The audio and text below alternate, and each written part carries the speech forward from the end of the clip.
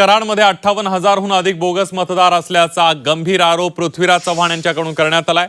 मतदार यादी पीडीएफ मध्ये देऊन निवडणूक आयोगाने खोडसाळपणा केल्याचं सुद्धा त्यांनी म्हटलेलं आहे। त्यामुळे वेळेत मतदार याद्या तपासता आल्या नाहीत असंही पृथ्वीराज चव्हाण यांनी म्हटलंय। 58,000च्या वर नावं ही दुबार नावं आहेत। आता त्या लोकांनी जर एकापेक्षा जास्त वेळेला मतदान केलं असेल तर निश्चितच निवडणुकीचा निकाल प्रभावित होईल आणि त्यांनी केलेलं आहे।